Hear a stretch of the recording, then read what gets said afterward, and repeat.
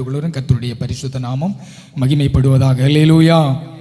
சரி, நமக்கு கடந்த நாட்களிலே ஆண்டவருடைய சமூகத்திலே ஒரு சில காரியங்களை குறித்து நாம் பார்த்துவிட்டு அதை நாம் மீதியான காரியங்களை ஆண்டவருக்கு சித்தமானால் 20 நாளிலே நாம் பார்ப்போம் என்று சொல்லியிருந்தோம். அது போலவே அந்த மத்தேயு எழுதின சுவிசேஷம் 11வது அதிகாரம் அதனுடைய 28வது வசனத்திலிருந்து நாம் ஆண்டவருடைய வார்த்தையை பார்த்தோம். வருத்தப்பட்டு பாரம் சுமக்கிறவர்களே, நீங்கள் எல்லாரும் என்னிடத்திலே வாருங்கள், நான் உங்களுக்கு இளைப்பாறுதலை தருவேன் என்று ஆண்டவர் சொன்ன வார்த்தைகளை குறித்து நாம் தேவனாகிய கர்த்தர் எப்படி நம்மை உருவாக்குகிறார், அந்த ஹல்லேலூயா ஆண்டவருடைய அந்த இளைப்பாறுதலுக்குள் நாம் பிரவேசிக்கும்படி தேவன் எப்படியாய் நம்மை தயார்படுத்துகிறார், எப்படி அவர் நம்மை கொண்டு வருகிறார் என்பதை குறித்து பலவிதமான சோதனைகள் வருகிற பொழுதும் தேவன் நம்மை உருவாக்க சுத்தமுள்ளவர் என்பதை குறித்து நாம் ஒரு சில காரியங்களை பார்த்து விட்டோம். அதன் வழியாக இந்த நாளிலே தேவன்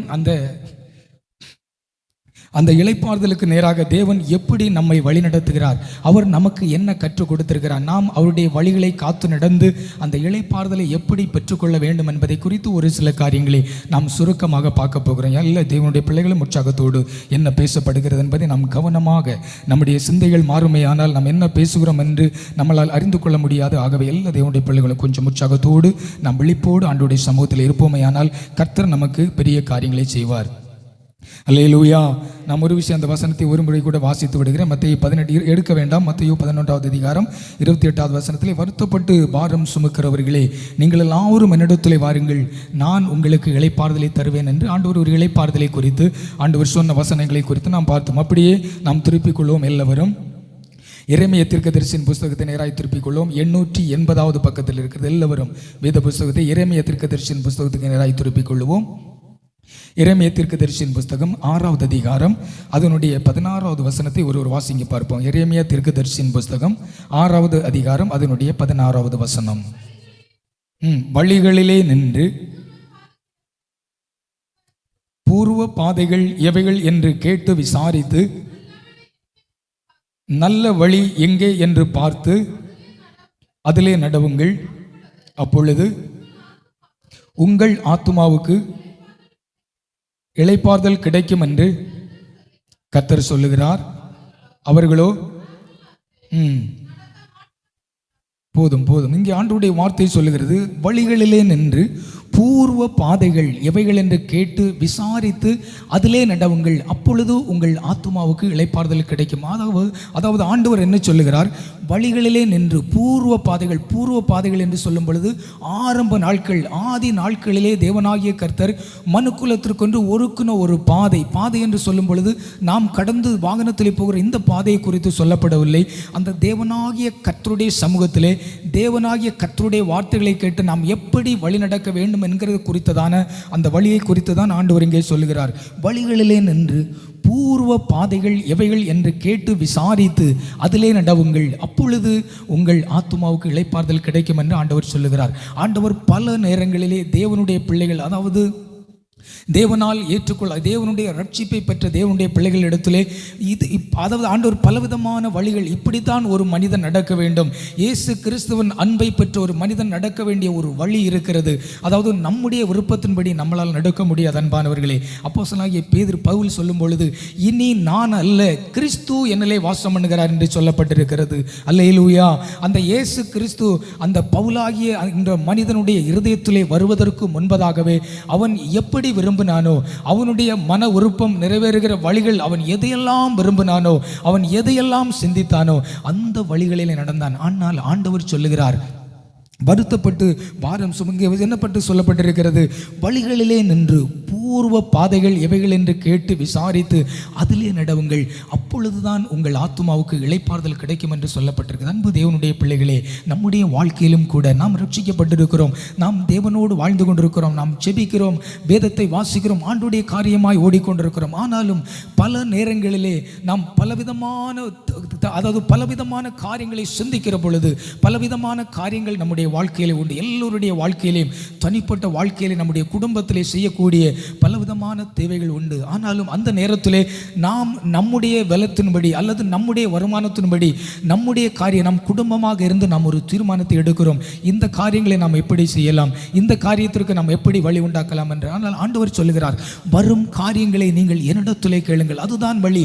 இயேசு கிறிஸ்து அன்றி வேறொரு வழி நமக்கு இல்லை. எல்லா காரியத்தையும் முதலாவது நாம் தேவனிடத்திலே ஒப்பு கொடுத்து அவரிடத்திலே காரியங்களை சொல்லுகிற பொழுது நாம் எடுக்கிற முயற்சி, நாம் போகிற காரியங்கள் எல்லாவற்றையும் தேவன் அதை வாக்கிய பண்ணுகிறவராக இருக்கிறார். அல்லேலூயா. அன்பு தேவனுடைய பிள்ளைகளை, தேவனிடத்திலே நாம் ஒப்பு கொடுக்க வேண்டும். ஆண்டவர் என்ன வழியை நமக்கு வைத்திருக்கிறாரோ, என்ன வழியை நமக்கு காட்டுகிறாரோ அதே வழியிலே நாம் நடக்க வேண்டும். அப்படி நாம் நடக்க பிரயாசம் எடுக்கிற பொழுது மாத்திரமே ஒருவேளை நம்முடைய வாழ்க்கையிலே ஒரு இக்கட்டான ஒரு நிலைமையிலே நாம் வழி விலகி, அதாவது பலவிதமான பாரங்கள் நம்மை வாட்டும், பலவிதமான சோதனையான காரியங்கள் நமக்கு நேராய் வரும். ஒருவேளை நாம் சற்று அதிலிருந்து வழி விலகுகிற பொழுது ஆண்டவர் சொல்லுகிறார், வழி விலகுகிற நேரத்திலே வழி இதுவே என்று நமக்கு பின்னாலே சொல்லுகிற ஒரு சத்தம் உண்டு என்று சொல்லப்பட்டிருக்கிறது. அன்பு தேவனுடைய பிள்ளைகளை, அது யாருக்கென்றால் அந்த தேவனுடைய அன்பிலே நிலைத்திருந்து நம்முடைய காரியங்கள், நம்மால் ஜீரணிக்க முடியாத சில காரியங்களிலே நாம் தேவனிடத்திலே விண்ணப்பிக்க மறந்து, அல்லது நாம் விண்ணப்பித்தாலும் ஒரு விசுவாசம் நம்மிடத்தில் இல்லாத பொழுது நாம் வழி விலகி போகும் பொழுது ஆண்டவர் சொல்லுகிறார், வழி இதுவே, இதிலே நடவுங்கள், அப்பொழுது உங்கள் ஆத்துமாவுக்கு இளைப்பாறுதல் கிடைக்கும் என்று ஆண்டவருடைய வார்த்தை சொல்லுகிறார். அன்பு தேவனுடைய பிள்ளைகளே, அநேக விதமான வழிகளை குறித்து ஆண்டவர் சொல்லுகிறார். ஏசாயா தீர்க்கதரிசியின் புஸ்தகம் 30வது அதிகாரம் 21வது வசனத்துக்கு நேராக நாம் திரும்புகிற பொழுது எல்லோருடைய வாழ்க்கையிலும், எல்லா தேவனுடைய பிள்ளைகளுடைய வாழ்க்கையிலும் நாம் தேவனுடைய கருத்தை பிடித்து வழிநடத்தி வந்து கொண்டிருக்கிறோம், வழி நடந்து வந்து கொண்டிருக்கிறோம். நம்முடைய வழியிலே அநேக விதமான தடைகள், நாம் எங்கே பிரயாணப்பட்டு கொண்டிருக்கிறோம், அந்த பரலோக பிரயாணத்திற்கு நேராக நம்முடைய வாழ்க்கை ஓடிக்கொண்டிருக்கிறது. நாம் அந்த ராஜ்யத்திற்கு நேராக நாம் ஓடிக்கொண்டிருக்கிறோம். ஆனாலும் இந்த உலகத்தின் பலவிதமான காரியங்கள் நம்மை அது தடை பண்ணுகிறது. அந்த தடையான நேரத்திலே, அந்த தடைப்படுகிற பொழுது நாம் சற்று விசுவாச குறைவு வரும் பொழுது நாம் வழி விலகி போகிறோம். அங்கே ஆண்டவருடைய வார்த்தை சொல்லுகிறது, அங்கே ஏசாயா 30:22 என்ன சொல்லப்பட்டிருக்கிறது? அந்த வசனத்தை வாசிக்கும் பொழுது நன்றாய் அந்த வசனத்தின் அந்த வார்த்தைகளை கவனித்துக் கொள்ளுங்கள். நீங்கள் வலதுபுறமாய் சாயும் பொழுதும் இடதுபுறமாய் சாயும் பொழுதும் வழி இதுவே, இதிலே, அதாவது வழி இதுவே. நாம் வலதுபுறமாய், ஒரு மனிதன் இயேசு கிறிஸ்துவுக்கு உள்ளிருக்கிற ஒரு மனிதன், இயேசு கிறிஸ்துவை சுமந்து செல்லுகிற ஒரு மனிதன், அவனுடைய பிரயாணத்திலே ஒருவேளை அவன் சற்று கண் அயர்ந்து என்று சொல்லுவோம் அல்லவா, நம்முடைய வாழ்க்கையிலே அவன் சற்று கண் அயர்ந்த நிலைமையிலே, அது கண் அயர்ந்துகிறது இல்லை, அவன் சற்று அயர்ந்த நிலைமையில் அவன் வழி மாறுகிற பொழுது அங்கே என்ன சொல்லப்பட்டிருக்கிறது? நீங்கள் வழி விலகுகிற பொழுது வழி இதுவே, இதிலே நடவுங்கள் என்று உங்களுக்கு பின்னாலே சொல்லப்படுகிற ஒரு சத்தத்தை கேட்பீர்கள் என்று சொல்லப்பட்டிருக்கிறது. அல்லேலூயா. வழி இதுவே. தேவன் நமக்கு வழியாக இருக்கிறார். அவரே நமக்கு வழியும் சத்தியமும் ஜீவனுமாக இருக்கிறார். அவர் தான் நமக்கு வழி. நம்முடைய வழிகாட்டுகிற தேவன் ஆதாமை அவர் உருவாக்கி, அவர் மண்ணினாலே உருவாக்கி, அவர் என்ன சொல்கிறார்? ஒரு குறிப்பிட்ட சகல விதமான ஆளுகை, ஒரு மனிதனை அவர் உருவாக்கி, அவனுக்கு தேவையான எல்லாவற்றையும், ஒரு காரியத்தை கூட அவனுக்கு விட்டு வைக்காதபடி அவன் இருந்து புசித்து அவன் சற்று பண்படுத்த வேண்டும் ஒரு வழியை அவனுக்கு வைத்திருக்கிறாய். மகனே, நீ இந்த வழியிலே நீ நடந்து, இதோ உனக்கு முன்பாக நான் எல்லாவற்றையும் வைத்திருக்கிறேன், நீ இவைகள் எல்லாவற்றையும் ஆண்டு அனுபவித்துக்கொள். ஆனாலும் உன்னுடைய எண்ணம் நன்மை தீமை என்கிற ஒரு வழியை தேவன் வைத்தார். ஆனால் அவன் தேவன் கொடுத்த அந்த எல்லா ஆஸ்திகள், எல்லா ஐஸ்வர்யங்கள், தேவன் அவனை சுகமாக ஒரு மனிதனாக அவர் உருவாக்கி எல்லா ஆளுகையும் அவனுக்கு கொடுத்து வைத்தார். ஆனால் அவன் தெரிந்து கொண்ட வழி எதுவோ, அவன் என்ன வழியை தெரிந்து கொண்டான்? எதை தேவன் விளக்கினாரோ, எதை அடைத்து போட்டாரோ, இந்த வழி நீ செல்லாதே, இது விசாலமான வழி, உன்னுடைய பார்வையிலே இந்த வழி சற்று விசாலத்தை போல் உனக்கு தெரியும், ஆனால் இது எங்கே கொண்டு போகும் என்று சொன்னால், நீ இந்த வழியை நடந்து செல்லுகிற பொழுது இது விசாலமாக இருக்கிறது, நாம் அப்படியே நிதானமாய் அல்லது நாம் ஃப்ரீயாக அந்த வழியிலே கடந்து செல்வோம் என்று சொல்லி நாம் ஒருவேளை எண்ணிக்கொண்டிருக்கலாம். வேதம் சொல்லுகிறது, மனுஷனுக்கு செம்மையாய் தோன்றுகிற வழி அது விசாலமாக இருக்கும் என்று சொல்லப்பட்டிருக்கிறது. மத்தேயு 17 அதைத்தான் சொல்லப்பட்டிருக்கு. அது விசாலமாக அகலமான வழி. அவர்கள் அப்படியே மதிமயங்கி அந்த வழியில் அப்படியே போய் கொண்டிருப்பார்கள். வேதம் சொல்லுகிறது அது மரண வழி என்று சொல்லப்பட்டிருக்கிறது. அது நரகத்திலே கொண்டு போய் விடுமாம் அந்த மனிதனை.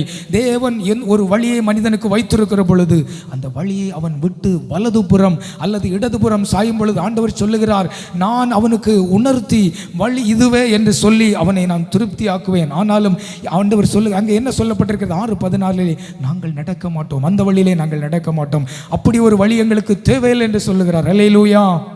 அவர்கள் சொல்லுகிறார்கள், பூர்வ பாதைகள் எவைகள் என்று கேட்டு விசாரித்ததிலே நடவுங்கள், அப்பொழுது உங்கள் ஆத்துமாவுக்கு இளைப்பாறுதல் கிடைக்கும் என்று சொல்லுகிறார். அன்பு தேவனுடைய பிள்ளைகளே, எவ்வளவு பெரிய தேவன் நம்மை வழி நடத்துகிறார். அவர்தான் நம்மை வழி நடத்துகிறார். அவர் நம்முடைய கரத்தை பிடித்து எப்படி ஒரு பெற்றோர் ஒரு சிறு குழந்தை கரத்தை பிடித்து அருமையாய் வழி நடத்துகிறார்களோ அதே போல் ஆண்டவர் அதை பார்க்கலும் அதிகமாக ஆண்டவர் நம்மை வழி நடத்துகிறார். அது மாத்திரமல்ல, அவருடைய கரத்திலே இருக்கிற நாம் இந்த உலகத்தை அங்குமங்கும் சுற்றி பார்த்து சற்று நம்முடைய கவனம் திரும்பி நம்முடைய வழி விலகுகிற பொழுது, அதுக்கு உதாரணமாக ஒரு கதையை நாம் சொல்லுவோமே. நம்முடைய சின்ன பிராயத்திலே நம்முடைய இங்கே இருக்கிற எல்லா தேவனுடைய பிள்ளைகளுக்கும் அந்த அனுபவம் இருக்கும். ஒருவருக்கு கூட அந்த அனுபவம் இல்லை என்று சொல்லப்படுது. என்னுடைய வாழ்க்கையிலையும் நடந்திருக்கு. நம்முடைய சின்ன பிராயத்திலே நம்முடைய பெற்றோர்கள் பலவிதமான திருவிழா ஸ்தலங்களுக்கு நம்மை சற்று தூரமான இடங்களுக்கெல்லாம் கூட்டிக் கொண்டு போவார்கள். அந்த தாயாருடைய கரம் அல்லது தகப்பனாருடைய கரத்திலே நாம் அப்படியே பிடித்து கொண்டு போவோம். அங்கே இருக்கிற எல்லா காரியங்களையும் நாம் பார்ப்போம். தின்பண்டங்கள் இருக்கும், விளையாட்டு பொருட்கள் இருக்கும்படி பலவிதமான நம்முடைய கண்களை கவரக்கூடிய பலவிதமான காரியங்கள் எங்கே இருக்கும்.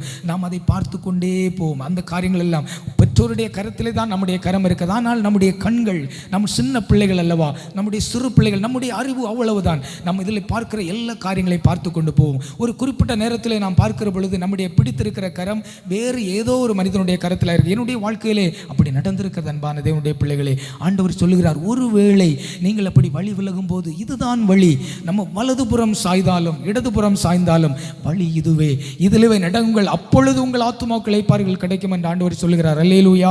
அது யாருக்கு என்றால் அந்த தேவனை முருக பிடித்திருக்கிறவர்களுக்கு. அன்பானவர்களே, நாம் அறிந்து போகிறதில்லை, நாம் இதுதான் வேண்டும் என்று போகிறதில்லை. சற்று அந்த இச்சை, ஒரு அற்பமான காரியங்கள் நம்முடைய கண்களுக்கு நேராய் பட்டு ஒரு இச்சையான காரியங்கள் நம்முடைய கண்களுக்கு நேராய் வருகிறது. ஆனாலும் ஆண்டவர் நம்மை விடமாட்டார். அன்பானவர்களே, அவர் வழி இதுவே, இதிலே நடவுங்கள் என்று சொல்லுகிறார். வலதுபுறமாய் சாயும் போதும் இடதுபுறமாய் சாயும் போதும் அவர் நம்மை அரவணைத்து நமக்கு பின்னால் இருந்து அவர் நம்மை அப்படியே தட்டி கொடுக்கிறார். மகனே, இது வழி அல்ல, நான் உனக்கு காண்பித்த வழி நேராக இருக்கிறது, நீர் நேர் வழியாய் நடந்து போ, இதுதான் நான் உனக்கு வைத்திருக்கிற பரலோகத்தின் வழி, இந்த வழியாய் நீ கடந்து செல்லுகிற பொழுது உனக்கு நான் அங்கே ஒரு இளைப்பாறுதலை வைத்திருக்கிறேன் என்று சொல்லுகிறார். அல்லேலூயா. அதே வழியிலே தேவன் எந்த வழியை நமக்கு காட்டுகிறாரோ, அன்பு தேவனுடைய பிள்ளைகளே, இந்த நாம் எடுக்கிற வழிகள் ஒருவேளை நமக்கு அது சந்தோஷமாய் தோன்றும். ஏனென்றால் நாம் சுயநீதினம் உள்ளவர்கள். எந்த காரியத்தையும் சுயமாய் சிந்திக்க நமக்கு தகுதி இருக்கிறது. அன்பு தேவனுடைய பிள்ளைகளே, நாம் இங்கே இருக்கிற எல்லா தேவனுடைய பிள்ளைகளுடைய வாழ்க்கையிலும் அப்படித்தான். நாம் சுயமாக ஒரு காரியத்தை, ஒரு வழியை நாம் தேடக்கூடாது. ஆண்டவர் நமக்கு என்ன வழியை வைத்திருக்கிறாரோ, ஆண்டவர் சொல்லுகிறார், நான் அவர்களுக்கு விதித்த வழியை அவர்கள் சீக்கிரமாய் விட்டு விலகினார்கள் என்று சொல்லப்பட்டிருக்கிறது. அன்பான தேவனுடைய பிள்ளைகளே, வேதம் சொல்லுகிறது, சங்கீதம் 32:8 சொல்லப்பட்டிருக்கிறது, நான் உனக்கு போதித்து நீ நடக்க வேண்டிய வழியை உனக்கு காட்டுவேன் என்று சொல்லுகிறார். உண்மையில் என் கண்ணை வைத்து உனக்கு ஆலோசனை சொல்லுவேன் என்று ஆண்டவர் சொல்லுகிறார். அல்லேலூயா. ஏனென்றால் அவர் நம்மை நேசிக்கிறார். அன்பானவர்களே, அவர் நம்மை நேசிக்கிறார். நமக்கு வழியை ஒருக்கினவர் மாத்திரமல்ல, நாம் அந்த வழியிலே தனியாக நம்மால் நடக்க முடியாது என்று ஆண்டவருக்கு தெரியும். அதுதான் ஆண்டவர் சொல்லுகிறார், நான் உன்னோடு கூட இருந்து உன்னை நான் வழி நடத்தி, ஒருவேளை நீ வழி மாறினால் கூட நான் உன்னை விடமாட்டேன் என்று சொல்லுகிறார். ஆனால் இந்த ஜனங்கள் நாம் என்ன சொல்லுகிறோம்? நாங்கள் அதிலே நடக்க மாட்டோம், எங்களுக்கு பலன் இருக்கிறது, எங்களுக்கு சுகம் இருக்கிறது, எங்களுக்கு வருமானம் இருக்கிறது, நான் என்னுடைய விருப்பத்தின்படி தான் நடப்பேன் என்று சொல்லுகிறார். அங்கே அப்படித்தானே அவர்கள் அங்கே சொல்லுகிறார்கள். 6:16 அவர்கள் சொல்லுகிறார்கள், நாங்கள் நடக்கவே மாட்டோம், நீர் காட்டுகிற வழி எங்களுக்கு தேவையில்லை, நாங்கள் அதிலே நடக்க மாட்டோம் என்று சொல்லுகிறார்கள். அன்பு தேவனுடைய பிள்ளைகளே, ஆண்டவர் சொல்லுகிறார், இதுதான் வழி, நானே வழியும் சத்தியமும், அந்த இயேசு கிறிஸ்துவை அல்லாதபடிக்கு நாம் வேறு வழியாய் அந்த ராஜ்யத்திலே பிரவேசிக்கலாம் என்று வேதத்தில் அப்படி ஒரு கட்டளை இல்லை. வேதம் சொல்லுகிறது, அவன் கள்ளன், அவன் கொள்ளைக்காரன் என்று சொல்லப்பட்டிருக்கிறது. ஒரு மனிதனாலும் இந்த இந்த இயேசு கிறிஸ்து வைத்திருக்கிற இந்த மையான வழியை விட்டு அந்த இளைப்பாறுதலுக்குள் போக முடியாது. அப்படி என்றால் அந்த சிலுவையில் அறையப்பட்ட கள்ளன் போயிருப்பானே, அவன் என்ன சொல்லுகிறான்? உம்முடைய ராஜ்யத்தில் வரும்போது அடியனை நினைத்துள்ளும். அவன் அநேக விதமான பாவங்களை செய்தவன். அவனுக்கு என்ன வழி தோன்றினதோ, அவனுடைய சிறு வாலிப பிராயத்திலிருந்து அவனுக்கு அறிவு வந்த நாட்களிலிருந்து அவன் விரும்பின எல்லா வழியிலையும் அவன் நடந்தான். அவன் எல்லா காரியங்களையும் செய்தான். ஆனாலும் அவனுக்கு அந்த சமாதானத்தை பெற்றுக்கொள்ள முடியவில்லை. அவன் கடைசியாக ஆண்டவரிடத்திலே வந்து, உம்முடைய வழியிலே நான் நடக்க விரும்புகிறேன், உம்முடைய ராஜ்யத்தில் என்னை சேர்த்துக் கொள்ளும் என்று சொன்ன பொழுது ஆண்டவர் சொல்லுகிறார், இன்று நீ என்னுடனே கூட பரதேசியில் இருப்பாய். அல்லேலூயா. அதுதான் இயேசு கிறிஸ்துவின் அன்பு. அதுதான் தேவன் காட்டுகிற வழி. பாருங்கள் அன்பானவர்களே, அவர் எவ்வளவு அன்பான தேவன். அதற்காகத்தான் அந்த குமாரனை யோவான் 3:16 சொல்லப்பட்டது போல வாசிக்க வேண்டாம், நமக்காக அவர் இந்த பூமியிலே அவரை தந்தரில் இருக்கிறார், நம்மை மீட்டு கொண்டு இதுதான் வழி, நானே வழி, நானே சத்தியம், நானே ஜீவன், எனக்குள்ளே ஒருவன் மனிதன் நடந்து வருவானே ஆனால் அவன் உள்ளும் புறம்புமாக சென்று நல்ல மேய்ச்சலை கண்டடைவான் என்று சொல்லப்பட்டிருக்கிறது. ஒருவேளை அவன் எனக்குள்ளே வராதபடி அவன் சுயமான வழியிலே போவானே ஆனால், வேதம் சொல்லுகிறது, நீதிமொழிகளிலே அங்கே சொல்லப்பட்ட இருக்கிறது, மனுஷனுக்கு செம்மையாய் தோன்றுகிற வழி உண்டு, அதன் முடிவோ மரண வழிகள் என்று சொல்லப்பட்டிருக்கிறது. அன்பு தேவனுடைய பிள்ளைகளே, ஆகவே நாம் ஒருவரும் ஆண்டவராகி இயேசு கிறிஸ்து நமக்காக வைத்திருக்கிற வழியை நாம் விட்டு வலது புறமாகலும் இடது புறமாகலும் சாயாதபடிக்கு ஆண்டவர் நமக்காய் காட்டின வழிகளிலே நாம் நடந்து அப்படியாய் நாம் கடந்து வருவோமே ஆனால் நிச்சயமாகவே நம்முடைய வாழ்க்கையில் என்ன செய்கிறதாம், ஆண்டவர் ஒரு நல்ல ஒரு விசாலமான ஒரு வழி, அதாவது பரலோகத்திலே நமக்கு ஒரு விசாலமான வழியை வைத்திருக்கிறார். 2 விதமான வழியை கர்த்தர் நமக்கு வைத்திருக்கிறார். எரேமியா தீர்க்கதரிசியின் புஸ்தகம் ஒரு வசனத்தை கூட வாசித்து அந்த வழியை குறித்து நாம் பார்ப்போம். 18வது அதிகாரத்துக்கு நேராக நாம் திருப்பிக் கொள்வோம். எரேமியா 18வது அதிகாரம் அதனுடைய 15வது வசனத்தை கூட ஒரு வாசிங்களேன். எரேமியா 18:15.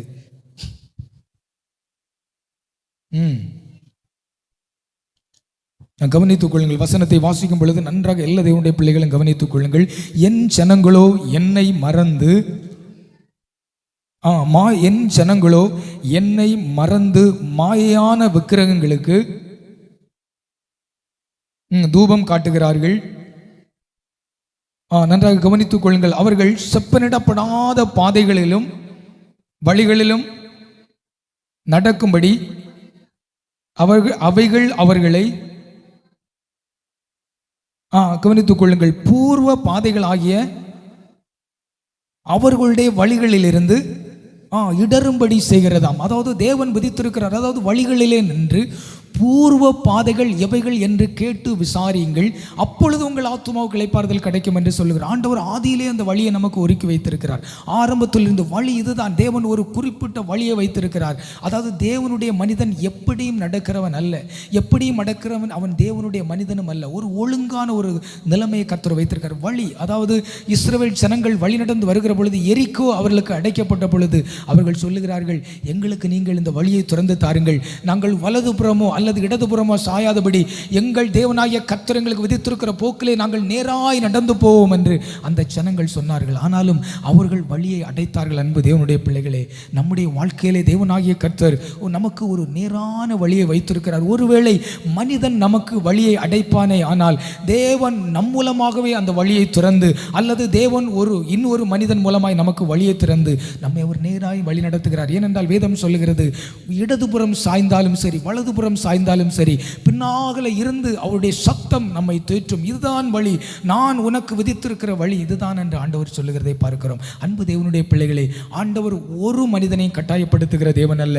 ஒருவரையும் அவர் பின்னாக போய் நின்று அவனை இழுத்து மகனே வா, நீ எங்கே போகிறாய், நீ மகனே வா, எங்கே போகிறாய் என்று ஒரு சில காரியங்களில் மாத்திரமே அவனை வற்புறுத்துவார். ஆனால் அவன், நான் கேட்க மாட்டேன், நான் எந்த காரியத்தை கொண்டும் உம்முடைய வழியிலே நான் நடக்க மாட்டேன் என்று அவன் அந்த பிடிவாதத்தோடு அவன் வைராக்கியத்தோடு அவன் பின்வாங்கி போவானே ஆனால் ஆண்டவர் அவனை அப்படியே அவனுடைய போக்கிலே விட்டு விடுவார். 2 விதமான வழியை கர்த்தர் மனுக்குலத்திற்கு வைத்திருக்கிறார். 2 விதமான வழி.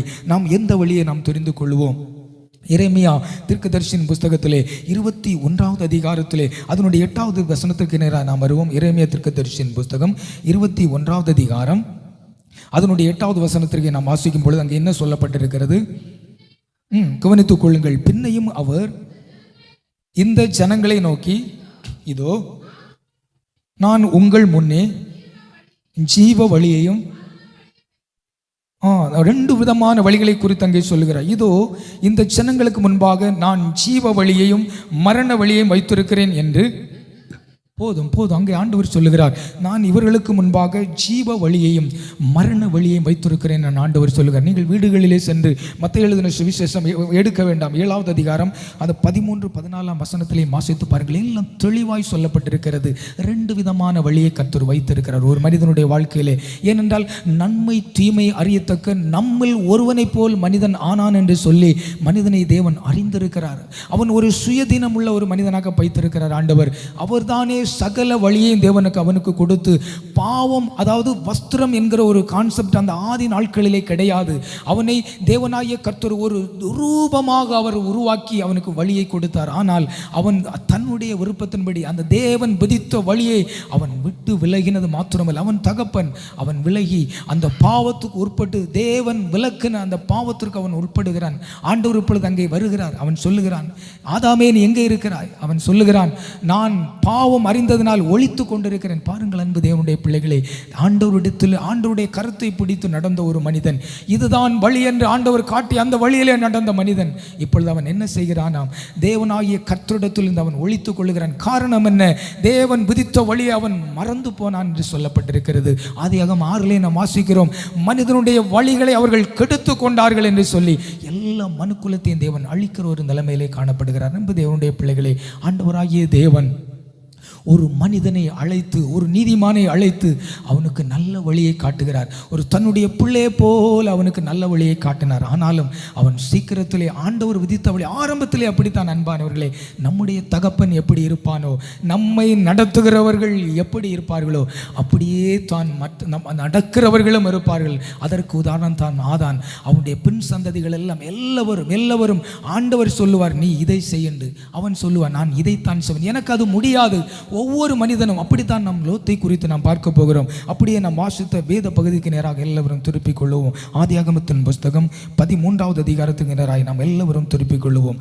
இங்கே நம் இந்த இடத்திலேயே நாம் என்ன வாசித்தோம்? அவர் என்ன சொல்லுகிறாராம்? பூர்வ பாதைகளை அவர் காட்டுகிறார். ஆனால் அவர்கள் சொல்லுகிறார், நாங்கள் நடக்கவே மாட்டோம், எங்களுக்கு அந்த வழி தேவையில்லை, எங்களுக்கு எது தோன்றுகிறதோ அதன்படித்தான் நாம் நடப்போம் என்று சொல்லுகிறார்கள். ஆனால் இங்கே ஒரு லோத்தும் கூட பாருங்கள், அப்படியே அவன் சொல்லுகிறான். ஆண்டவர் சொல்லுகிறார், அந்த வசனத்தை வாசிங்கள், அந்த 13வது அதிகாரம் அதனுடைய 10வது வசனத்தை வாசிங்களேன். அந்த வசனம் தான் ஆதியாகமம் 13வது அதிகாரம் 10வது வசனம். அப்பொழுது லோத்து தன் கண்களை ஏறெடுத்து பார்த்து, யோர்தான் நதிக்கு அருகான சமபூமி முழுவதும் நீர்வளம் பொருந்தினதா இருக்க கண்டான். கர்த்தர் சோதோமையும் குமோராவையும் அழிக்கும் முன்னே சோவாருக்கு போகும் வழி மட்டும் அது கர்த்தருடைய தோட்டத்தை போலவும் போதும் எகிப்து தேசத்தை போலும் இருந்தது. பாருங்கள், இங்கே ஒரு சம்பவம் நடக்கிறது. இந்த 13ஆம் அதிகாரத்தில் தேவனாகிய கர்த்தர் ஆபிரகாமை ஒரு வழியை கொடுத்து அவனை அழைக்கிறார். அவன் ஆபிரகாம் வரும்பொழுது அவருடைய சிறிய தகப்பன், அவனுடைய அண்ணன் மகன் அல்லது தம்பியுடைய மகன், அவனுடைய சகோதரனை கூட அவன் கூட்டிக் கொண்டு வருகிறான். அந்த லோத்து வரும்பொழுது அந்த வசனத்தின் ஆரம்பத்தில் எங்கே சொல்லப்பட்டிருக்கிறது, அவனுக்கும் நிறைவான ஆடு மாடுகள் ஆஸ்திகள் இருந்தது. அவனுடைய ஆஸ்தியும் கூட வருகிறது, அந்த ஆபிரகாமுடைய ஆஸ்தியும் கூட வருகிறது. முக்கியமான காரியங்கள் கவனித்து கொள்ளுங்கள். ஆனாலும் ஒரு கட்டத்திலே அந்த இவர்களுடைய ஆஸ்தி ஐஸ்வர்யங்களினால் அந்த பூமியின் பாரம் தாங்கக்கூடாதபடி இவர்களுக்குள்ளே ஒரு கலகம் ஏற்படுகிறது. இவனுடைய மந்தை மேய்ப்பர்களுக்கும் ஆபிரகாம் வந்த லோத்துக்கும் ஆடு மாடுகளும் கூடாரங்களும் இருந்தன. 5வது வசனம், அவர்கள் ஒருமித்து குடியிருக்க பூமி அவர்களை தாங்கக்கூடாது இருந்தது. அவர்களுடைய ஆஸ்தி மிகுதியாக இருந்தபடியால் அவர்கள் ஒருமித்து வாசம் பண்ண ஏது இல்லாமல் போயிற்று. அப்படி இருக்கிற காலகட்டத்திலே இங்கே 2 பேருக்கும் ஒரு சண்டை வருகிறது. அடுத்த வசனத்தில் சொல்லப்பட்டிருக்கிறது, ஆபிரகாமுடைய மந்தை மேய்ப்பருக்கும், ஆபிரகாமுக்கும் அந்த லோத்துக்கும் அல்ல, ஆபிரகாமுடைய மந்தை மேய்ப்பருக்கும் லோத்துனுடைய மந்தை மேய்ப்பருக்கும் அங்கே பிரச்சனை வருகிறது. அப்படி இருக்கும் பொழுது அந்த யாரை பாதிக்கிறது என்று சொன்னால் ஆபிரகாமையும் பாதிக்கும், அது லோத்துவையும் பாதிக்கும். ஆகவே அவர்கள் ஒரு தீர்மானத்தை எடுத்துக் கொள்ளுகிறார்கள். நீ வலதுபுறம் போனால் நான் இடதுபுறம் போகிறேன், நீ இடதுபுறம் போனால் நான் வலதுபுறம் போகிறேன் என்றால் தேவனுடைய அழைப்பை சரியாய் பெற்றவர் தான் இந்த ஆபிரகாம். இருக்கலாம். அவர் அதிலே சற்று ஞானமாக இருந்தார். ஆனால் இந்த லோத்து தன்னுடைய கண்களை ஏறெடுத்து பார்க்கிறான், எந்த வழி சரியானது என்று. வேதம் சொல்லுகிறது லோத்து நீதிமான் என்று சொல்லப்பட்டிருக்கிறது. ஆனாலும் அவன் தனக்கு தேவையான ஒரு வழியை தெரிந்து கொள்கிறான். அதுதான் சோதோம் குமார பட்டணம். அவன் தெரிந்து கொள்ள வழியினுடைய அந்த காரியம் எப்படி இருக்கிறது. அப்படியே நாம் வாசிக்க கேட்ட அந்த வேத பகுதியிலே அங்கே சொல்லப்பட்டிருக்கிறது. 18வது வசனத்தை நான் வாசிக்கிறேன், கவனமாய் கேளுங்கள். சோதோமின் ஜனங்கள் பொல்லாதவர்களும் கர்த்தருக்கு முன்பாக மகாபாவிகளுமாய் இருந்தார்கள் என்று சொல்லப்பட்டிருக்கிறது. அல்லேலூயா. பாருங்கள், இந்த லோத்து தெரிந்து கொண்ட பாதை, இதன் முடிவிலே நிறைய காரியங்கள் இருக்கிறது அன்பானவர்களே. எவ்வளவு நாம் பார்க்க முடியும் அவ்வளவு பார்த்து கொள்ளலாம். அங்கே சொல்லப்பட்டிருக்கிறது, அப்பொழுது லோத்து செய்த ஒரு பயங்கரமான காரியம். அப்பொழுது லோத்து யோர்தானுக்கு அருகான சமபூமி முழுவதையும் அவன் தெரிந்து கொண்டு கிழக்கே பிரயாணம் போய் இப்படி அவர்கள் ஒருவரை விட்டு பிரிந்தான். ஆபிரகாம் கானான் தேசத்திற்கு நேராய் போனான். சோதோமின் ஜனங்கள் அவன் அங்கே கூடாரம் போட்டான் என்று சொல்லப்பட்டிருக்கிறது. லோத்து அந்த யோர்தானுக்கு அருகான சமபூமியில் உள்ள பட்டணங்களின் வாசம் பண்ணி சோதோமுக்கு நேரே, பாருங்கள் அன்பானே, அவன் கூடாரம் போட்டான். எங்கே அவன் தங்கியிருக்கிறான்? ஒரு தேவனுடைய ஒரு மனிதனுடைய நிலைமை, அவனுக்கு தேவையான ஒரு வழி அவன் எங்கே தெரிந்து கொள்ளுகிறான். இதுதான் இந்த லோத்தினுடைய அழிவுக்கு காரணம். இது ஒருவேளை பார்க்கும் பொழுது நமக்கு ஒரு சாதாரணமான காரியமாய் தோன்றும். ஆகவே அன்பான தேவனுடைய பிள்ளைகளே, ஒரு சொட்டு தண்ணீர் ஒரு பாத்திரத்திலிருந்து அது அப்படியே லீக் ஆகுமே, ஆனால் காலை நேரத்தில் நாம் பார்க்கிற பொழுது அந்த பாத்திரம் நிரம்பி வழியத்தக்க தண்ணீராய் அது காணப்படும். நாம் செய்கிற ஒரு தவறு அது அநேக பிரச்சனைகளுக்கு நேராக நம்மை வழிநடத்தும். ஆகவே தேவனுடைய பிள்ளைகளாகிய நாம், கர்த்தர் நமக்கு என்ன சொல்லுகிறார்? வேதம் சொல்லுகிறது, அங்கே அன்னி மரியாள் சொல்லுகிறார்கள், அவர் உங்களுக்கு என்ன சொல்லுகிறாரோ அதன்படி செய்யுங்கள். ஆண்டவர் என்ன சொல்லுகிறாரோ அதன்படி தான் நாம் செய்ய வேண்டும். அப்பொழுதுதான் அந்த அப்போஸ்தலனாகிய பவுல் சொல்லுகிறார், அவர் மாம்சத்தோடும் இரத்தத்தோடும் ஒரு தீர்மானத்தை எடுக்காதபடி, அவர் உடனே கலாத்தியர் 1:16 நாம் வாசிக்க வேண்டாம். அவர் அந்த மாம்சத்தோடும் இரத்தத்தோடும் அவர் ஆலோசனை பண்ணவில்லை. அப்படியே ஆண்டவருடைய வார்த்தைக்காக அவர் அப்படியே இறங்கி போனார். எந்த வழியை தேவன் அப்போஸ்தலனாகிய பவுலை அழைத்து கொடுத்தாரோ அந்த வழியை கடந்து போனார்கள். இங்கே லோத்து ஒரு வழியை தெரிந்து கொள்கிறார். அவனுடைய பார்வைக்கு தோன்கிறது, அவருடைய கண்களில் அப்படியாய் தோன்றுகிறது, இந்த இடம் நன்றாக இருக்கிறது, நான் இந்த வழியை போனால் அது எனக்கு நன்றாக இருக்கும். அப்படித்தான் அந்த லோத்துனுடைய ஆதாமுடைய மனைவியும் அப்படிதான் தெரிந்து கொண்டு, ஆதாமும் அதை தெரிந்து கொண்டபடினால் தான் அந்த வீழ்ச்சி நமக்கு நேராய் வந்தது. அன்பு தேவனுடைய பிள்ளைகளே, நாம் எந்த வழியை நாம் தெரிந்து கொள்கிறோம்? தேவன் நமக்கு வைத்து அந்த நல்ல வழியை நாம் தெரிந்து கொள்கிறோமா, அல்லது தேவன் நமக்கு வேண்டாம் என்று விலக்கின வழியை நாம் தெரிந்து கொள்கிறோமோ? அப்படியே அதே ஆதியாகமத்தின் புஸ்தகம் 19வது அதிகாரத்துக்கு வாருங்கள். அப்படி ஆதியாகமம் 19வது அதிகாரத்துக்கு வருவோம் எல்லோரும். அப்படியே திருப்பிக் கொள்வோம் எல்லோரும். ஆதியாகமம் 19வது அதிகாரம் அதனுடைய 17வது வசனத்திலிருந்து நான் வாசிக்கிறேன், கவனமாய் கேளுங்கள். 17வது அதிகாரம் அதனுடைய 30வது வசனத்துக்கு நேராய் நாம் வருகிற பொழுது, இந்த லோத்து தெரிந்து கொண்ட வழியின் ஆரம்பம், அவன் தெரிந்து கொண்டது ஆரம்பம் அல்ல, நன்றாக நாம் கவனித்துக் கொள்ள வேண்டும். அவன் எந்த முடிவை எடுத்தானோ அதுவே அவனுடைய வாழ்க்கையிலே மட்டுமல்ல அன்பான தேவனுடைய பிள்ளைகளே, அவனுடைய சந்ததிகள், அவனுடைய 10 தலைமுறைகள் அந்த சாபத்துக்கு உட்பட்டார்கள். நன்றாக நீங்கள் கவனித்துக் கொள்ள வேண்டும். அப்படியே 19ஆம் அதிகாரத்துக்கு நேராய் வருவீர்களே, ஆனால் 17ஆம் அதிகாரத்தில் எங்கே ஒரு காரியம் சொல்லப்பட்டிருக்கிறது. அவர்கள் வெளியே கொண்டு போய் விட்ட பின்பு அவன், உன் ஜீவன் தப்ப ஓடிப்போ, நீ பின்னிட்டு பாராதே என்று இந்த சமபூமியில் எங்கும் நில்லாதே, நீ அழியாதபடிக்கு ஆண்டவர் சொல்லுகிறார், மலைக்கு நீ ஓடிப்போ என்று. அங்கே அவனுக்கு ஒரு வாய்ப்பு கொடுக்கப்பட்டது. எங்கே ஆரம்ப நாட்களே அது பிரச்சனை இல்லை, அவனுக்கு ஒரு அருமையான வழியை தேர்ந்தெடுத்திருக்கலாம். ஆனாலும் அவனுக்கு தேவையான ஒரு வழியை தேர்ந்து கொடுத்து கொண்டான். அந்த ஜனங்கள் கர்த்தருக்கு முன்பாக கொடிதான பாவிகளாக இருந்தார்கள் என்று வேதம் பதிவிடுகிறது. இங்கே என்ன சொல்லப்பட்டிருக்கிறது? அந்த தேசத்தினுடைய பாவம், கூக்குரல், அக்கிரமம் தேவ சமூகத்திலே வானம் மட்டும் எட்டினதினாலே தேவன் பார்த்தார். அந்த ஜனங்களை அழிக்கும்படி தேவன் இறங்கி வருகிறார். ஏனென்றால் நிசாரமாக தேவனுக்கு அழிக்க முடியாது. அங்கே ஒரு நீதிமான் இருந்து கொண்டிருக்கிறார். ஒரு நீதிமான், 10 நீதிமான் இருப்பானே, ஆனால் ஆண்டவர் சொல்லுகிறார், அந்த பட்டணத்தை நான் அழிக்க மாட்டேன் என்று. ஆனால் இந்த ஒரே ஒரு நீதிமானுக்காகவும் தேவன் அழிக்க மாட்டார். அதனாலே தான் இந்த நீதிமானை என்ன செய்கிறாராம், அவனை கரத்தை பிடித்து, அங்கே சொல்லப்பட்டிருக்கிறது, அவன் தாமதித்துக் கொண்டிருக்கிற பொழுது அந்த புருஷர்கள் அவன் கரத்தை பிடித்து, நீ சீக்கிரமாக இந்த இடத்தை விட்டு கடந்து செல்லு, நாங்கள் இந்த ஸ்தலத்தை அழிக்கப் போகிறோம். ஏனென்றால் தேவனுடைய சமூகத்திலே இதனுடைய பாவத்தின் கூக்குரல் வந்து கேட்கப்பட்டது என்று சொல்லி அங்கே சொல்லப்பட்டிருக்கிறது. அங்கே சொல்லுகிறார்கள், அவனை வெளியே கொண்டு வந்து விட்ட பின்பு உன் ஜீவன் தப்ப நீ ஓடிப்போ, பின்னிட்டு பாராதே, இந்த சமபூமியில் எங்கு நில்லாதே, நீ அழியாதபடிக்கு கவனித்துக் கொள்ளுங்கள், மலைக்கு ஓடிப்போ என்று சொல்லுகிறார். அல்லேலூயா. நன்றாக அந்த இடத்தை நீங்கள் அண்டர்லைன் பண்ணி வைத்துக் கொள்ளுங்கள். முக்கியமான சம்பவம் இருக்கிறது. ஆண்டவர் சொல்லுகிறார், நீ மலைக்கு ஓடிப்போ என்று. இது இவனுக்கு இரண்டாவது கொடுக்கிற ஒரு சந்தர்ப்பம். ஏனென்றால் அவன் நீதிமான். அதைத்தான் வேதம் சொல்லுகிறது. வழி விலகுகிற பொழுது, வலதுபுறம் சாயும் பொழுதும் இடதுபுறம் சாயும் பொழுதும் வழி இதுவே, இதிலே நடவுங்கள். அப்பொழுது ஆண்டவர் சொல்லுகிறார், உங்களுக்கு இளைப்பாறுதல் கிடைக்கும் என்று. இதிலே அப்படியும் நாம் கேட்கவில்லை என்று சொன்னால் ஆண்டவர் அப்படியே விட்டு விடுவார்கள். ஆண்டவர் இரண்டாவது ஒரு வாய்ப்பு அவனுக்கு கொடுக்கப்படுகிறது. நீ மலைக்கு போ என்று. கீழே உள்ள வசனங்களை நான் வாசிக்கிறேன், கவனித்துக் கொள்ளுங்கள். அதற்குள் ஒத்து அப்படியல்ல ஆண்டவர் அங்கே நீதிகரிக்கிறான். அவன் ஆண்டவர் சொல்லுகிறார், மகனே நீ மலைக்கு ஓடிப்போ. ஆண்டவர் ஒரு காரியத்தை சொன்னால், இந்த இடத்துல நீ பிரயாணம் பண்ணி போ என்று சொன்னால், நாம் நம்முடைய மனசும் நம்முடைய மாம்சத்தை நாம் பார்க்கக்கூடாது. ஏனென்றால் தேவன் சொன்னால் அவர் பலப்படுத்துவார். தேவன் ஒரு காரியத்தை சொன்னால் அதில் நிச்சயமாக ஒரு நன்மை இருக்கும். நாம் அதற்கு அப்படியே கீழ்ப்படிய வேண்டும். மாம்சத்தோடு ஒரு ஆலோசனை இருக்கக்கூடாது, இரத்தத்தோடு ஒரு ஆலோசனை இருக்கக்கூடாது, நம்முடைய சுய சித்தத்தின்படி நாம் சிந்திக்கக்கூடாது. ஆண்டவர் சொன்னால் அதை அப்படியே நாம் கீழ்ப்படிய வேண்டும். ஆபிரகாமுக்கு தேவன் யார் என்று தெரியாது. ஆனாலும் அவர், நீ உன் இனத்தையும் உன் தேசத்தையும் உன்னுடைய ராஜ்யத்தை மட்டும் நீ உனக்கு நான் காண்பிக்கும் இடத்துக்கு போ என்று அவர் சொன்ன பொழுது அவன் ஒன்றையும் சிந்திக்கவில்லை, அப்படியே இறங்கி வருகிறான். ஆண்டவர் சொல்லுகிறார், இந்த தண்ணீரை திராட்சை ரசமாய் மாறின இந்த தண்ணீரை கொண்டு பந்தி விசாரிப்புக்கான இடத்துல கொடுங்கள் என்று அவர்கள் சொல்லும் பொழுது அவருக்கு தெரியாது இப்படி ஒரு அற்புதம். ஆண்டவர் அற்புதம் செய்தவர்கள் கண்டவர்கள் அல்ல, அவர்கள் கொண்டு கொடுக்கிறார்கள். பாருங்கள் அன்பானவர்களே, ஆண்டவர் சொன்னால் நாம் அப்படியே அதை செய்ய வேண்டும். அதுதான் வழி. அப்பொழுதுதான் அந்த இளைப்பாறுதலுக்கு நேராக நாம் கடந்து போக முடியும். அல்லது நம்முடைய வழிகள், நம்முடைய காரியங்களை நாம் சிந்திப்போமே ஆனால் நிச்சயமாகவே நாம் விழுந்து போவோம், நாம் வேகமாய் கடந்து போவோம். அவன் சொல்லுகிறான், உமது கண்களில் உமது அடியானுக்கு 19வது வசனம் குறித்துக் கொள்ளுங்கள். உமது கண்களில் உமது அடியானுக்கு கிருபை கிடைத்ததே ஆனால் என் பிராணனை காத்த தேவரீர் எனக்கு செய்த கிருபையை பெரிதாக விளங்க பண்ணீரீர், மலைக்கு ஓடி போக என்னால் முடியாது என்று சொல்லுகிறார். அன்பு தேவனுடைய பிள்ளைகளே, ஆண்டவர் சொன்னார், நீ மலைக்கு ஓடிப்போ, மலைக்கு ஓடி போக என்னால் முடியாது என்று சொல்லுகிறான் இவன். பாருங்கள் அன்பானவர்களே, ஏன் ஆண்டவர் மலைக்கு ஓடி போக சொன்னார்? அதிலே ஒரு காரியம் இருக்கிறது. அப்படியே 14வது அதிகாரத்துக்கு நேராய் வாருங்கள். 14வது அதிகாரத்துக்கு நேராய் திருப்பிக் கொள்ளுவோம்.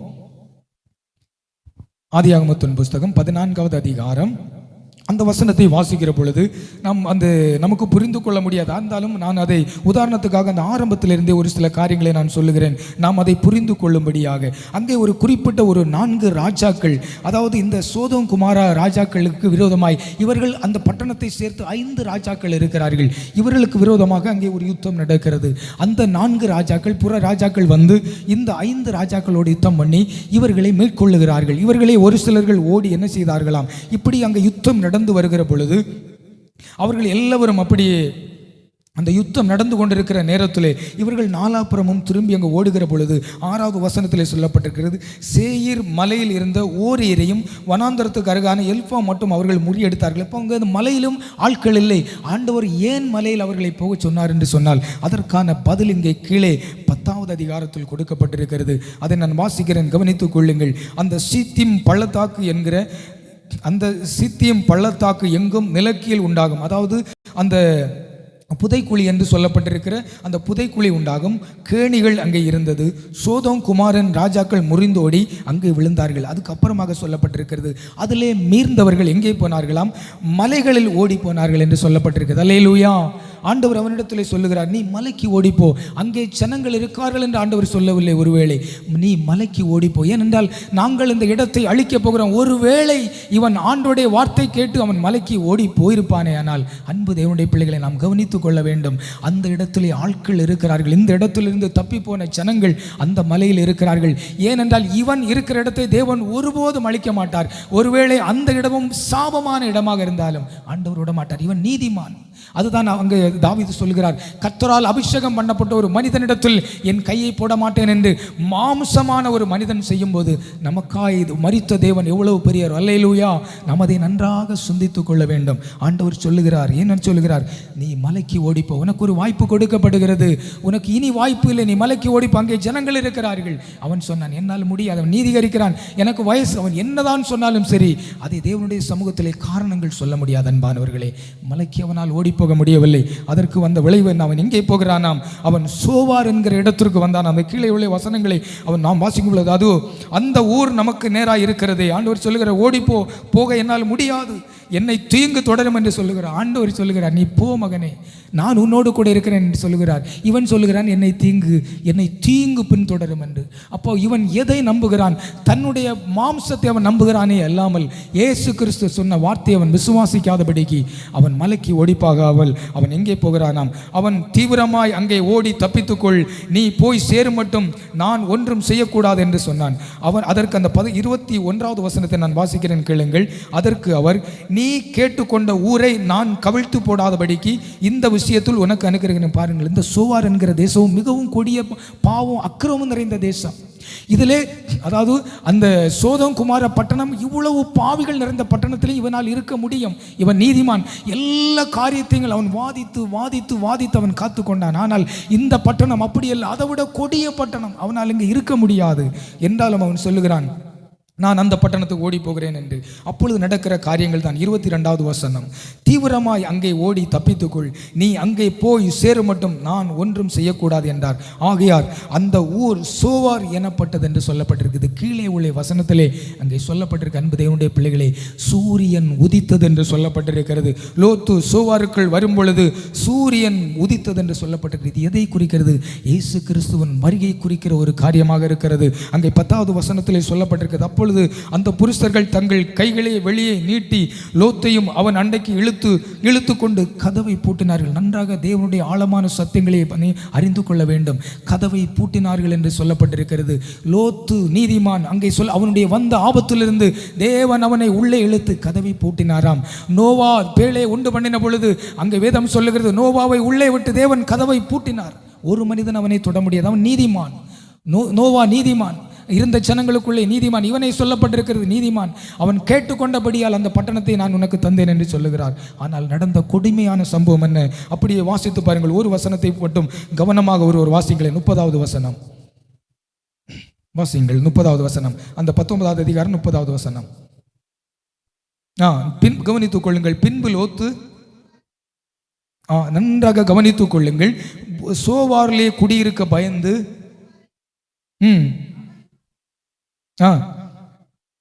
இரண்டு குமாரத்திகளும்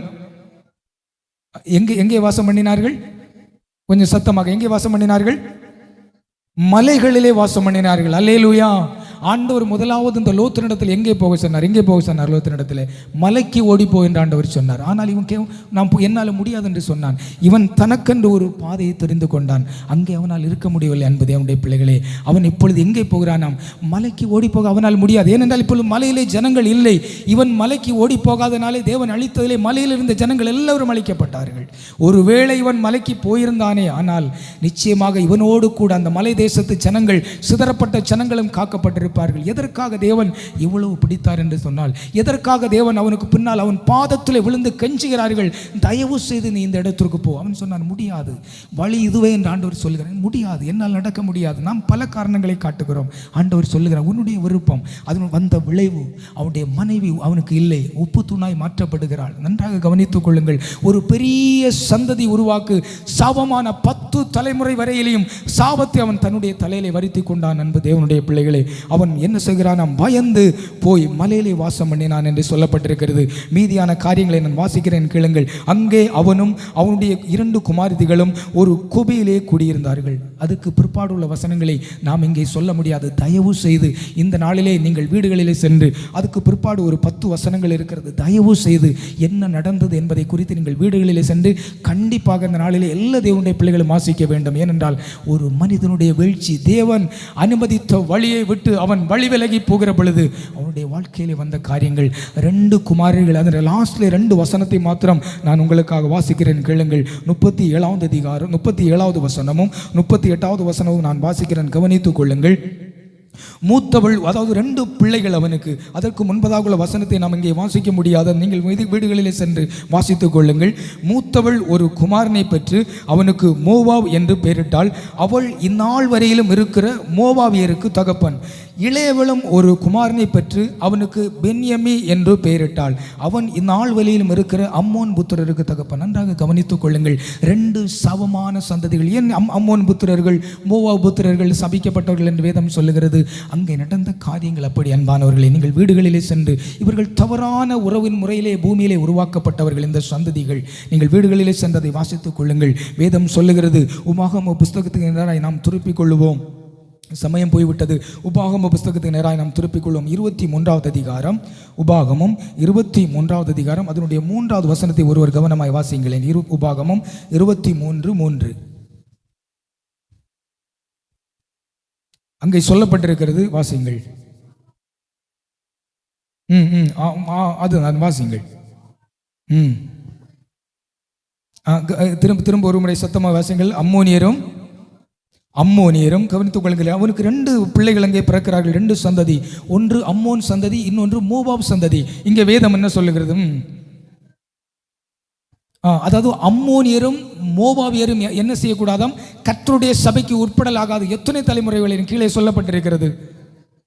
கவனித்துக் கொள்ளுங்கள். 10ஆம் தலைமுறை வரையிலேயும் அவர்கள் கர்த்தருடைய சபைக்கு உட்படலாகாது. அல்லேலூயா, அல்லேலூயா. அன்பு தேவனுடைய பிள்ளைகளை, இது வேதத்தில் எழுதப்பட்ட ஒரு காரியம் என்று நாம் வேதத்தை கொண்டு ஒதுக்கி வைத்துக்கொண்டு நம்முடைய விருப்பத்தின்படி நடப்பதற்காக அல்ல, நாம் வாழும்படி நமக்காக தேவன் இந்த பாதையை வைத்திருக்க. இதெல்லாம் நிழல் போன்றது.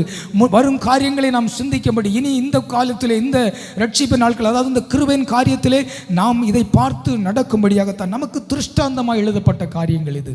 நாம் சற்று இந்த பூமியின் வாழ்க்கை அவ்வளவு பெரிதான காரியங்கள் அல்ல. அன்பானவர்களே, நாம் தேவனோடு, அப்போஸ்தலர்கள் சொல்லுகிறார்கள், எங்கள் ஐக்கியம் இயேசுவோடு இருக்கிறது. அவருடைய குமாரனா இயேசு கிறிஸ்துவோடு, பிதாவோடும் அவருடைய குமாரனா இயேசு கிறிஸ்துவோடும் அப்பாவுடைய கரத்தை பிடித்து நாம் நடப்போமே. அப்படி நடக்கிற பொழுது அவர் வைத்திருக்கிற வழியை நாம் கவனமாக பார்த்து, அதாவது இந்த உலகத்தை நாம் திரும்பி பார்க்கக்கூடாது. உலகத்தை பார்த்தால் எப்படி பேதுரு ஆண்டவரிடத்தில் கேட்கிறான், ஆண்டவரே நானும் நடந்து வரட்டுமா என்று. ஆண்டவர் சொல்கிறார், வா என்று. அவன் ஆண்டவரை பார்த்து, அவருடைய முகத்தை பார்த்து, அவருடைய அந்த அன்பான முகத்தை பார்த்து நடக்கிறான். அவன் திடீரென்று கடலை பார்க்கிறான், அமிழ்ந்து போகிறான். அப்படி அல்ல அன்பானவர்களே, தேவனை பார்த்து அவர் வைத்திருக்கிற வழி, அவர் என்ன சொல்லுகிறாரோ, அவர் எதற்காக நம்மை அழைத்தாரோ, எந்த வழியிலே நீ நடக்கும் என்று அழைத்திருக்கிறாரோ, அந்த வழியாய் நாம் நடக்கிற பொழுது நம்முடைய வாழ்க்கை ஒரு மேலான பாக்கியத்தினால் முடியும். அன்பானவர்களே, இந்த அம்மோன் புத்திரர், இந்த மோவாப் புத்திரர் சந்ததியிலே இன்னும் நிறைய காரியங்கள் இருக்கிறது. பாருங்கள், இந்த சந்ததியிலே ரூத் என்கிற ஒரு அருமையான பெண்மணி வருகிறார்கள். தாவீது என்கிற ஒரு அருமையான தேவனுக்கு பிரியமான ராஜா வருகிறார்கள். இவர்கள் எல்லாம் எப்படி இந்த அம்மோன் புத்திரருக்கும் இந்த மோவாப் புத்திரருக்கும் இந்த ரூத்துக்கு என்ன சம்பந்தங்கள், இந்த தாவீதுக்கு எப்படி அதில் சம்பந்தம் உண்டானது? ஆண்டவருக்கு சித்தமானால் வரும் நாட்களில் நாம் கொஞ்சம் கொஞ்சமாக எல்லா காரியங்களையும் தேவன் நமக்கு கற்பித்து தருவாரே. ஆனால் நிச்சயமாகவே நாம் எல்லா ரகசியங்களையும் கொஞ்சம் கொஞ்சமாக நம்மால் அறிந்து கொள்ள முடியுமாகவே எல்லா தேவனுடைய பிள்ளைகளும் நாம் கவனித்துக் கொள்வோம். ஆண்டவர் நமக்கு காட்டின வழிகள், ஆண்டவர் நல்ல வழிகளை நமக்காக வைத்திருக்கிறார். தேவன் ஒருபோதும் நம்மை இந்த வழியிலே நட என்று சொல்லி ஆண்டவர் நம்மை கட்டாயப்படுத்த மாட்டார். அங்கே மத்தேயு எழுதின சுவிசேஷம் 7ஆம் அதிகாரத்துக்கு நேராக நாம் திருப்புற பொழுது அங்கே சொல்லப்பட்டிருக்கிறது 2 விதமான வழிகள். விசாலமான வழி என்று சொல்லப்பட்டிருக்கிறது, வழி விசாலமாக இருக்கிறது என்று அங்கே சொல்லப்பட்டிருக்கிறது. மத்தேயு எழுதின சுவிசேஷம் 7:13-14 அப்படித்தானே சொல்லப்பட்டிருக்கிறது. இடுக்கமான வாசல் வழியாய் உள்பிரவேசிங்கள். கேட்டுக்கு போகிற வாசல் என்ன சொல்லப்பட்டிருக்கிறதாம்? கேட்டுக்கு போகிற வாசல் வழி விரிவும் அது விசாலமாக இருக்கும் என்று சொல்லப்பட்டிருக்கு. அன்பு தேவனுடைய பிள்ளைகளை, நாம் எதை தெரிந்து கொள்கிறோம்? நாம் எந்த பாதையை வைத்திருக்கிறோம்? ஆண்டவர் 2 விதமான பாதையை நமக்கு வைத்திருக்கிறார். குறுகலான பாதை, அதாவது இடுக்கமான பாதை, இடுக்கமான வாசல். 13 இடுக்கமான வாசல் வழியாய் உள்பிரவேசங்கள். சற்று கஷ்டம் போல தோன்றும். அந்த உபதேசங்களை கேட்கும்போது இவர்கள் பைத்தியக்காரர்கள் என்று சொல்வார்கள். இது என்னடா உபதேசம்? அவர்களுக்கு அந்த உலகத்தை பார்க்கக்கூடாதாம், அவனை பார்க்கக்கூடாது, இவனை பார்க்கக்கூடாது, அப்படி நடக்க வேண்டும், இப்படி நடக்க கசப்பாக தோன்றும். ஆண்டவரிடத்தில் வந்த அநேகர்கள் கேட்கிறார்கள், இது கடினமான உபதேசம், யார் இதை கை கொள்வார்கள் என்று. அப்பொழுது ஆண்டவர் ஒரு பெருமூச்சு விட்டு இயக்கத்தோடு கேட்கிறார் சீசர்களை பார்த்து, நீங்களும் போக மனதாக இருக்கிறீர்களோ என்று. அப்பொழுது பேதுரு சொல்லுகிறார், அப்பா நாங்கள் எங்கே போவோம்? நித்திய ஜீவ மார்க்கம் உம்மிடத்தில் உண்டே, நாங்கள் எங்கே போவோம் என்று சொல்லப்பட்டிருக்கிறது. அன்பு தேவனுடைய பிள்ளைகளை, அவர்தான் வழி, அவர்தான் நம்முடைய நித்திய ஜீவன். நமக்காக பாதை ஒருக்கி அவர் போயிருக்கிறார். இந்த பாதையிலே நீ நடந்து வா, வலதுபுறம் சாயாதே, இடதுபுறம் சாயாதே. ஒருவேளை நீ தப்பி சாயும் பொழுது உன்னை நான் உணர்த்துவேன், ஆனால் நீ கேட்க மாட்டோம் என்று சொன்னால் இந்த லோத்தை நினைத்துக் கொள்ளுங்கள் என்று சொல்லுகிறார் ஆண்டவர். பல இடத்துகளில் லோத்தின் மனைவியை நினைத்துக் கொள்ளுங்கள் என்று சொல்லுகிறார். காரணம் லோத்தின் மனைவி அல்ல, அவ பாவம். இந்த லோத்து லோத்து செய்த காரியம், லோத்து போட்ட விதை அது எங்கே வளர்ந்து கொடிமரமாய் படர்ந்து நிற்கிறது என்று பார்த்து கொள்ளுங்கள். நாம் போட்ட விதை, நாம் எந்த வழியை தவறுகிறோமோ நம்முடைய பிள்ளைகளுக்கு அது ஆபத்து, நம்முடைய சந்ததிகளுக்கு ஆபத்து. ஒருவேளை இது பிரமாணம் என்று நல்லவும், அப்படி அல்ல. வேதம் சொல்கிறது, நிழலாய் எழுதப்பட்டிருக்கிறது. இது நிஜம் ஆவதற்கு அதிக நேரம் இல்லை, அப்படியே நடந்து கொண்டிருக்கிறது. இந்த காலத்திலையும் இது நிஜமாய் நடந்து கொண்டிருக்கும். நாம் நம்முடைய வழியை காத்து நடக்கவில்லை என்று சொன்னால் நம்முடைய சந்ததி பாதிக்கும். நம்முடைய 10ஆம் தலைமுறையிலும் அந்த சந்ததி பாதிக்கும். நாம் அந்த பிள்ளைகள் ரட்சிக்கப்படுவதற்கு அவர்கள் நம்மளால் ஒன்றும் செய்ய முடியாது. நாம் கவனமாக இருப்போம். ஒரு ஏலி வழி தப்பி போனதினாலே, அந்த பிள்ளைகளை துருத்தவன் தவறினதினாலே அழிந்து போனான். ஏலியும் அழிந்தான், பிள்ளைகளும் அழிந்தார்கள் என்று வேதம் சொல்லுகிறது. அன்பு தேவனுடைய பிள்ளைகளை, நீதிமான் தான், நான் நீதிமான். ஒருவேளை என்னுடைய பிள்ளைகள் அல்லது நான் அந்த வழியை விட்டு என்னுடைய குடும்பத்தாரை வழிதப்ப பண்ணும்படி நான் நடப்பே ஆனால், சபையாரை வழிதப்ப பண்ணும்படி என்னுடைய மன விருப்பத்தின்படி நான் நடப்பே ஆனால், கர்த்தர் என்னை தண்டிப்பார், என்னுடைய சந்ததியை தேவன் தண்டிப்பார். ஒருவரையும் தேவன் சும்மா விடுகிறதில்லை. அங்கே எசேக்கியேல் 33 அந்த வசனங்கள் சொல்லப்பட்டிருக்கிறது. ஒருவேளை நீ நீதிமான் தான், 500 வருஷம் அல்லது 1000 காரியங்களை ஆண்டவருக்காக சொல்லுகிறான், நீ ஒரு சிறு தவறு நீ செவையானால் உன்னை நான் தண்டிப்பேன் என்று ஆண்டவர் எசேக்கியேல் 33 சொல்லப்பட்டிருக்கிறது. நன்றாக கவனித்துக் கொள்ளுங்களா. நாம் ஜெபிக்க போகிறோம். எல்லாரும் முழங்கால் படியிடுவோம். ஆண்டவருடைய சமூகத்திலே நமக்காய் வைத்திருக்கிற வழிகள், தேவன் நமக்கு காட்டின வழியிலே நாம் நடப்போம். நிச்சயமாகவே நம்முடைய வாழ்க்கையிலே தோல்வி வராது. அன்பு தேவனுடைய பிள்ளைகளே, தேவன் எதற்காக நம்மை அழைத்திருக்கிறார், எந்த பாதையிலே அழைத்திருக்கிறார், அந்த பாதைக்கு நாம் ஓடுவோம். தகப்பனே,